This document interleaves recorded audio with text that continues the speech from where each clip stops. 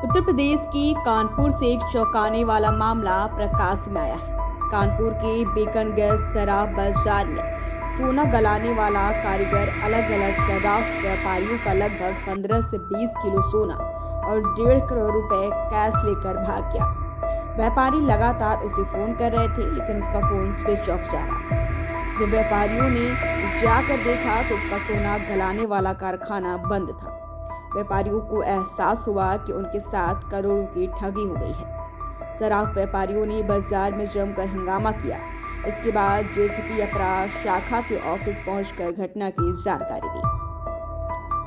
बीकनगंज शराब बाजार में मूल रूप से महाराष्ट्र के रहने वाले संपत राव लावटी ने पत्नी संध्या लावटी साले महेश मस्करे के साथ सोना गलाने का काम करता था। उसने अपनी फर्म भी रजिस्टर्ड करा रखी थी।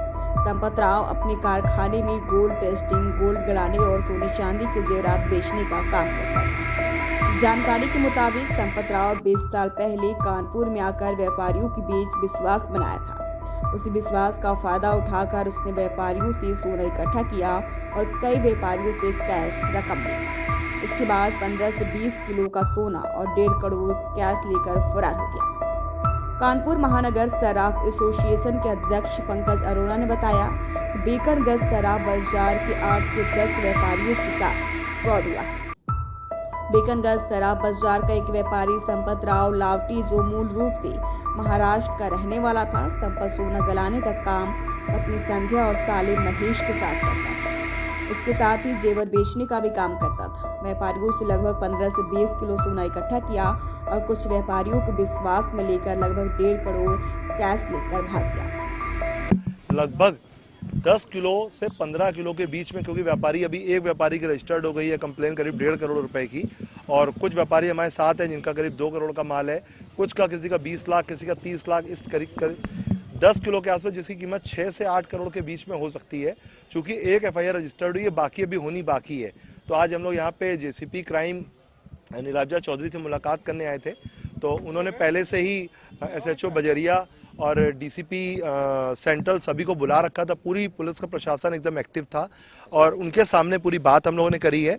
और अपनी बात को तो उन्होंने फौरन 1 या 2 टीमें अलॉट करने की बात कही है। मुंबई एयरपोर्ट और नेपाल बॉर्डर सभी जगह पे उनकी फ़ोटो को भेजने का काम किया है। और उनका कहना है कि हम जल्दी से जल्दी आपके जो रिकवरी है, क्योंकि हमारे कानपुर शहर के लिए भी एक मतलब ख़राब संदेश जाएगा कि हमारे यहाँ रिपोर्ट इस तरीके का कांड हुआ है, तो हम जल्दी से इसको रिकवर करेंगे। तो अभी ये कांड हमारे यहाँ कल हम लोगों ने दर्ज कराया, आज बात है। हम देखते हैं 2-3 दिनों में पुलिस प्रशासन इसमें हमें क्या मदद करके देता है। हाँ, कैश भी हमारे कुछ व्यापारियों का टोटल 1 से 1.5 करोड़ था। अलग अलग व्यापारियों के 2 लाख 5 लाख अलग अलग करके उसने जैसे अमानत में मांगा जाता है इस तरीके वो रुपया इकट्ठा, और उसका भागने का प्लान था। इस वजह से उसने कई व्यापारियों, किसी से सेट, किसी से चूड़ी, किसी से जेवर मंगाया कि हमें कस्टमर को दिखाना है। और वो कुल मिला के हम ये कह सकते हैं जो अभी तक करंट में मेरे सामने व्यापारी हैं उसमें मैं 6 से 8 करोड़ रुपए तक का देख रहा हूं। कुछ व्यापारी हैं जो डर के हमारे सामने नहीं आए।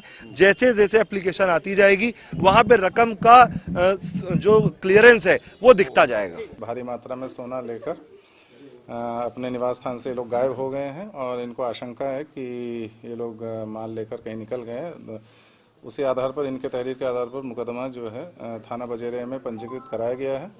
और पुलिस उपायुक्त मध्य के नेतृत्व में जो है कि उनके निर्देशन में एक एसआईटी की टीम इस पर लगा दिया गया है, जो ये कार्य करेगी। और जल्द से जल्द प्रयास किया जाएगा कि जो भी सोना है उसकी रिकवरी हो या पता चले वो किस कारण से गायब हुआ है और उसका क्या भी संदेश है।